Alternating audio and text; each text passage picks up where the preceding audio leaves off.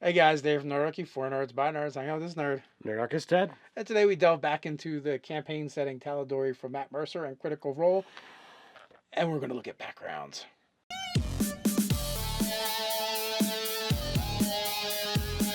Jump down the description below where you can sign up for Nerdarchy, the newsletter, get weekly gaming tips, as well as learn how to game with Nerdarchy. And as always, when we talk about a product, you can find a link in the description to pick up your own copy. In this case, the Tal'Dorei campaign setting from Matt Mercer and Critical Role. So we are going into player options once again, and this time we're going to look at backgrounds. All right, so I really like the flavor of these backgrounds. First and foremost, he kind of takes a twist on a handful of the ones that you might find in the player's handbook, and is like, all right, yeah, you might be a criminal, but this is a specific criminal, and therefore we have to make some changes to it. For our first one, we've got the clasp member. Now, I felt what I felt overall about this section was it was a really good way to introduce backgrounds in your specific campaign. Like if you're not playing this campaign, this is a good guide to go, oh, well, I want to have a specific thieves guild, right? In this case, the class member, it actually outlines, well, how you might do that. I would agree. And it kind of says, well, if you're close to something else but not quite there, this is a good way to do it. So yeah, you've got criminal and you've got the charlatan, but it's a mixture of the two in some ways. So once you actually figure out what it is, you can call it something specific, and then actually once you get down to the actual mechanical features of it, you get options, which the other ones they don't really present that way in the player's handbook. It's like you get this. Yeah. A lot of them are a little bit different like that. You do get options, and this one is kind of weighted. Like the more you want, the more you have to give. I like it. I'm okay with it. It speaks to the role playing nature of what I believe background features should be. Mm-hmm. And then they also give you a variant, which is myriad operative, and this is this is actually seems like more like a rival to the class. I'm not familiar with the Tal'Dorei stuff. We haven't gone through the actual campaign world section of it. We're highlighting specific sections. So I'm going to guess, yes, you working for a rival thieves guild, and you're being a double agent. You're getting in there. They don't get along. They make that part clear. It's just that these guys have a very specific. The myriad operatives have a specific area where they delve into. They're definitely into illicit goods and slavery and stuff like that. Where the other one seems more like a typical thieves guild. So and then for suggested characteristics, it basically just says use the criminal background, and also it does give something in here. It says tweak it this way. Yeah. It does give something in here I was a little surprised with, and I do like it. And that is, it gives you a language. It actually gives you thieves' cant. So if you wanted to play a member of a thieves guild and still speak thieves' cant, this is a way for you to do it and not have to be a rogue. You could be a different class. And it kind of gives you enough stuff in your background that's going to make you still efficient and feel like that thing. I would agree. I think that's a really awesome way. And typically throughout each iteration of D&D, the only way to get thieves' cant was to be a rogue. Yes, so that's a little bit different. I like it. It's non-standard, but I'm okay with that one. Next up is Lucium Student. And this is like a specific college, university, or network thereof. You're a sage on crack. Yeah, essentially, it is pretty much the same as being a sage.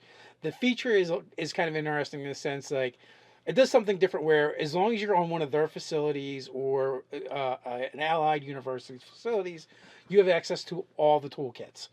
It doesn't necessarily mean you know how to use them. But if you're a knowledge cleric, you can use your channel divinity to gain proficiency in those tools for 10 minutes. That's true. And also it does say if it's like more rare and possibly illicit toolkits, you can still gain access to it. Someone might stand over your shoulder to watch what you do with it. It also says it's like nearly impossible to steal these things. They're magically marked. And you're not going to just like make off with them, but you can use them. It talks about using spell components and ingredients that are not particularly costly. I also could see like you getting ritual chambers and stuff like that. I think it's interesting. It's kind of a cool thing. And this is like a sage background really specifically keyed toward, I feel like, spellcasters. I would agree. I think, if this were an option, I think Relian would definitely have gone this direction. Other than that, it's fairly, hey, this is the sage, but this is the sage from a specific place. I like it. Like I said, it gives you a cool and interesting way to reflavor backgrounds that already exist. Now we get to the next one. I almost lost my shit when I was reading the feature on this one. The Shari, and so basically you either are part of or live with these like barbarian tribes, and each one is dedicated to a particular element. And you must pick. You can't be like, oh, I'm just a floater. No, you are a thing. You pick an element and you lock it in. So nothing crazy, and it's just like skill, nature plus one of your choice. A lot of them are like that too, where it's not like you get these two. It's like there's one in a choice or a choice of 2 out of 3. So that part's kind of cool. Herbalist kit, yeah, no big deal. Language, one of your choice, no big deal. Again, you have to pick your thing. Then I read the line, you get prestidigitation as a cantrip, and I almost lost it. I'm like, are you freaking kidding me? You do not get mechanical benefits from a background. That's totally bullshit. I'm calling bullshit. And then after I calmed down a little bit And kept reading. Took a breath. I kept reading, and it turns out you actually get a fairly useless version of prestidigitation. All right, you get a prestidigitation with a limit to something in specific to your element. If it's air, you can cause a breeze that'll knock someone's hat off, or cause the paper to fly off the table. If you have fire, you essentially can ignite a small combustible thing like a candle, something that's meant to be a candle, a small campfire. You're not setting the tavern ablaze. It's not going to happen. If you have earth, you can create a pebble in your hand that lasts for, was it a minute or 10 minutes? A minute, and then it turns to dust. And then with water, this is the most powerful of them. With water, you can get a cup of cold or hot water. Yes. So, in some ways, this is my least favorite of the features because it's not particularly exciting. It's not going to. I don't see it leading to a lot of great role playing. It's not gonna lead to any significant role playing short of like, oh well, I've got this thing and I'm going to do it. I think the most powerful, with the water, this guy's never going to, never going to die of dehydration. So I think people are going to specifically go in that direction for the mechanical benefits. So that brings us to Recovered Cultist. This one's kind of fun. Oh man, this had my brain whirling. Of if you guys are watching our videos and the live plays of my campaign, we all know that the goal of the campaign is to bring down Narcitus. Well, once his power base is destroyed, what's going to happen with all these cultists all across the? You're gonna have a land full of the fallen cultists. So like that could very well be, a thing in our world. It makes for an interesting skill proficiencies, religion and deception. Not two you normally find together, but I like it. I dig it. Language is one of your choice. Now they don't get a second thing, right? So they kind of get boned there. They get a little bit more gold, but whatever. That's going to be gone, by level 2 anyway, so it doesn't matter. So they actually get shorted a little bit. I didn't actually pick up on that the first time because I was so annoyed with their class feature, and I guess it's kind of specific, but my issue is it does give a mechanical benefit. I firmly believe backgrounds do not give mechanical benefits. You may benefit from them after you roleplay. You get involved in some kind of role playing, then you can receive a benefit, or as part of the benefit, there's role playing involved. This is not that. This is because you're familiar with cults, you kind of know what to look for, the signs, so you have advantage to search out. I would rather it be like like the sage benefit, where if you don't know a piece of information, you know where to get it. Like I would rather be like you know where to look, right, for the signs, and automatically like you roll into town, and as the GM, you wouldn't have to. You wouldn't. Your GM wouldn't make you make a check to know where to look. Instead, you would kind of know the areas or the people to talk to, but then you would have to proceed as normal. So for the class member, you give the thumbs up. For the Lucian student, you give the thumbs up. The Ashari, you're sketchy, and with the recovered cultist, you're saying no. Yeah, they both have elements I really like. I do love the fact that every one of these teaches you how to kind of like tie it into your world. But from a design standpoint, I don't think you should gain mechanical benefits from a background feature. Wizards of the Coast has not done anything with that as of yet. I don't think they're going to. I don't think their intent is to. Obviously, you can play it in your game however you want, but that's just my opinion. All right. So we got a 50-50, and there's one other entry. Yeah. What do we I got? would even say it's not even a 50-50 because I like elements from the other two. Okay. I just like I like sticking with the format that Wizards of the Coast has kind of established. So if somebody wanted to play one of these two in our Griffin Gaff or Chimes of Discordia game, you'd want to make some tweaks to these last two. Yeah, like the Fallen Cultists, I love the idea. I would give them back a proficiency or a language. I mean, A language or a tool. Yeah, a language or a tool proficiency, and then I would tweak that benefit a little bit. Maybe they know how to find cultist members or whatever in a town, or where to look or something. It would have to lead to role playing. Yeah. Like that is like kind of like my sticking point. Like even with some of the backgrounds in the player's handbook, it's like, oh, you get to stay here. Well, you do in my game, but you must go talk to people first. Like it's not instantly you're going to get put up at the church. It's going to lead to hopefully a good role playing encounter, introducing more NPCs into the world, or maybe I would even allow the player to introduce NPCs into the world that that he knows that's at that church that's going to put him up. So I'm kind of a stickler for that. I'm on board. I'm not arguing here. And then we have Fate Touched. All right, now this one, it specifically calls out that this is not designed to be a background that a player is going to select at character creation.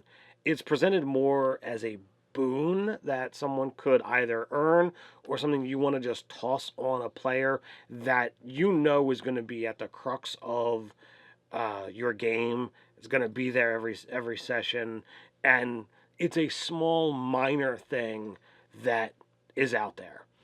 But what a Fate Touched is a character who, whether you're talking about divine, prophecy or the stars aligned under his birth or what have you, karma. This guy is destined for something. Or yeah. Oh yeah, sorry. Your character is designed for something great, grandiose. It could be awesome. It could be utterly terrible thing. But either way, big stuff is out there for this character, and it even goes in so far to say like there are cabals and things that try to find these characters and extract that Fate Touched element of that character to use for their own nefarious purposes. And this basically gives you a watered down version of the Lucky Feet. Instead of 3, you get 1. You get 1 lucky point, but still, it is a cool boon. I actually enjoy this very much as well. It also goes on to say, if you have the Lucky Feet, now you get to use it 4 times a day instead of 3. So it's kind of cool. It's interesting. I like these kind of benefits to give to my characters, opposed to like, oh, here's a +1 sword, or here's 50 gold. I've done it before where I've strapped a second background onto a character just because of things that happened throughout the campaign and in the game. So very much like it. I like the whole section, to be honest with you. Even the parts that I have a little bit of an issue with, there's enough good stuff there that as a GM or a player, you could pick up some tips for your game. And at the end of the day, even if a GM allows those things, it's not like it's going to totally break your game down because of it. I just feel that it just falls a little bit out of line with what Watts has done. So, with the negative comments on those 2 powers, no one is going to break the game with the Ashari unless you're playing, oh, I'm in a desert, I'm a water guy, I'm never going to run out of water, and that's supposed to be a significant survival element of the game. All right, yeah, that's going to break purpose. The Recovered Cultists, chances are that's a role-playing point, and that character, what's the chances of him deciding to get in a game where cultists are a heavy thing? So you've got a very small chance. There's so many options of potential adversaries. And you might be like, well, this was just a backstory. I'm not going to get any use out of that because we're going to go up against giants or dragons or what have you, and it's just there as a flavor. So I'm not dead set against them. I like what's here. I do agree that, things should go towards a role play rather than a mechanical benefit. But I'm digging it. Well, from the other standpoint of, I always want my players to be able to use the benefits of their background, and most of them you can use pretty much at any some point in the campaign. They're going to be useful, Hmm. and I would hate for them to have background elements that are like forever useless as well. So from the other side of that, not only do I want to see them be able to role play with those benefits, but I also want to be able to see them receive it, like the cultist where they get one less proficiency or language. That hurts. Yeah, that hurts a little bit, because that affects their character and their makeup. So I would like to give that back and maybe figure out something interesting with the cult thing. Like maybe they have a contact in a cult or something. Who knows? Could possibly come up with something. But all in all, I like it. I think it's good. I think a DM can really learn a lot from reading these backgrounds, and it might invoke the imagination of a player. I would wholeheartedly agree. I got loads of ideas of what I want to do just based off of this. But it begs the question, what do you guys think? Have you read Tal'Dorei? What do you think of the backgrounds? You can continue the conversation down in the comments below. While you're down there, don't forget to like, share, and subscribe. Check us out at nerdarchy.com. So until next time, stay nerdy.